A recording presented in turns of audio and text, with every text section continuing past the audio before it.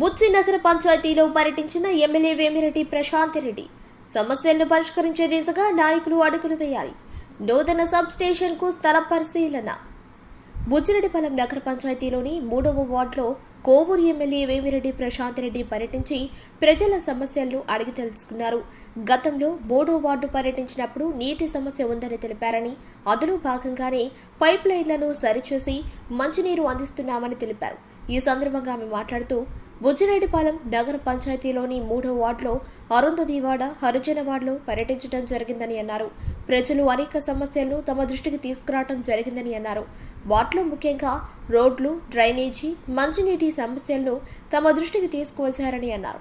బుచ్చిరెడ్డిపాలెంలో current సమస్య ఉన్నందువలన నూతన సబ్ స్టేషన్ కొరకు 5 ఎకరాల స్థలాన్ని పరిశీలిస్తున్నామని అన్నారు. ఎన్నికలలో ఇచ్చిన హామీలను అమ్మకు వందనం పథకాన్ని కుటుంబాల్లో పిల్లల తల్లుల ఖాతాల్లో నగదు జమ చేయడం జరిగిందని తెలిపారు. ఈ కార్యక్రమంలో నగర పంచాయతీ చైర్మన్ మోర్ల సుప్రజ మురళి, టౌన్ అధ్యక్షులు గుత్తా శ్రీనివాసులు, ఎర్రంరెడ్డి గోవర్ధన్ రెడ్డి, పుట్ట సుబ్రహ్మణ్య నాయుడు, సూరా శ్రీనివాసులు రెడ్డి, టంగుటూరు మల్లికార్జున రెడ్డి, అందే ప్రత్యూష, కమిషనర్ బాలకృష్ణ, తహసీల్దార్ అంబటి వెంకటేశ్వర్లు, ఎంపీడీఓ నారాయణ రెడ్డి, వింజన్ రామానాయుడు మరియు తెలుగుదేశం పార్టీ నాయకులు, కార్యకర్తలు పాల్గొన్నారు. లోడ్ ఎక్కువ అవుతుందని చెప్పి చాలా మంది కంప్లైంట్ చేసిన దానివల్ల ఈ సబ్ స్టేషన్ గాని వస్తే వాళ్ళందరికీ కూడా మంచిగా ఉంటుంది. అండ్ మనకి 133 kV సబ్ స్టేషన్ కూడా బుచ్చిరెడ్డిపాలెంకి ఆల్రెడీ శాంక్షన్ అయి ఉంది.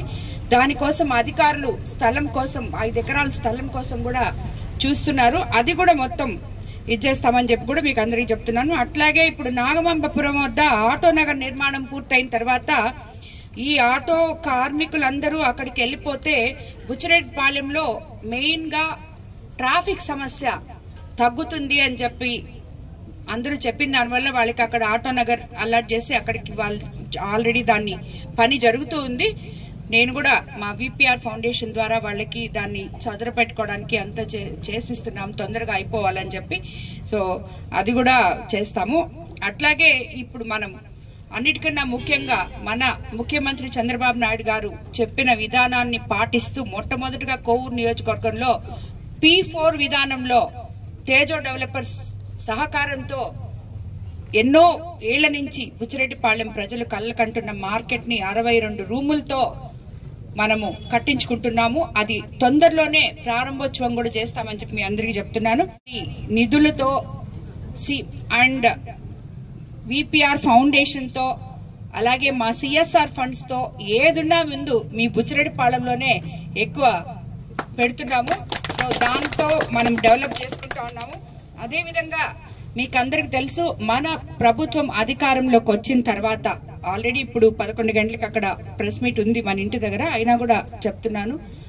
అన్నిటికన్నా ముఖ్యంగా సూపర్ 6 పథకాలు ఎక్కడా అని అడిగే వాళ్ళకి సమాధానంగా నిన్న తల్లికి వందనం అనేది చాలా గొప్పగా దాన్ని చేపట్టారు మన ముఖ్యమంత్రి చంద్రబాబు నాయుడు గారు. చెప్పిన విధంగానే మనకి పెన్షన్ ఇస్తున్నారు 4000.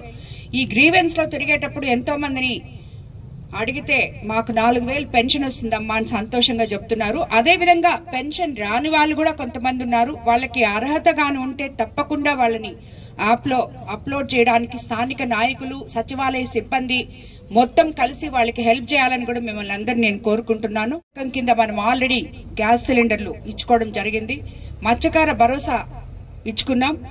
అలాగే రాబోయే రోజుల్లో మనకి ఇంకొక 20వ తేదీ నుంచే మనకి రైతు అన్నదాత సుఖీభవ కూడా ఇవ్వబోతున్నారు 3 విడతలుగా. సో మన ప్రభుత్వం ఆల్మోస్ట్ ఆగస్ట్ 15 నుంచి మహిళలకు ఉచిత బస్సు కూడా అయిపోతున్నాం. అదేవిధంగా విద్యా విధానాన్ని మార్చుకున్నాం. ఒక్క క్లాస్ కి ఒక్క టీచరు అనే కాన్సెప్ట్ తో మనము విద్యా మంత్రి లోకేష్ బాబు గారు ముందుకు తీసుకెళ్తున్నారు. 2 రోజుల క్రితమే మనం ఎంతో ఘనంగా 5 మండలాల్లో పల్లె పండుగ మన ఉప ముఖ్యమంత్రి పవన్ కళ్యాణ్ ద్వారా గుంతలు పడిన రోడ్లైతేనేమి ఇవన్నీ పూడ్చుకొని వాటిని ఓపెనింగ్ కూడా చేసుకోవడం జరిగింది.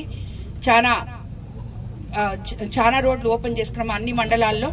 అదేవిధంగా ఇప్పుడు PMAY 2.0 స్కీమ్ ద్వారా బుచ్చి నగర పంచాయతీ పరిధిలో 286 నూతన గృహాలు శాంక్షన్ వచ్చింది. ప్రతి లబ్ధిదారుడికి ప్రభుత్వం 2.5 లక్ష రూపాయలు ఇది అందివ్వబోతుంది. ఇప్పుడే ఇది నిన్ననే వచ్చింది. ఇది కూడా ముందు ఈ 286 మందిని లబ్ధిదారుల్ని చూసి త్వరలో వాళ్ళకి ఇవి అందజేస్తామని కూడా మీకు అందరికీ తెలియజేసుకుంటాను.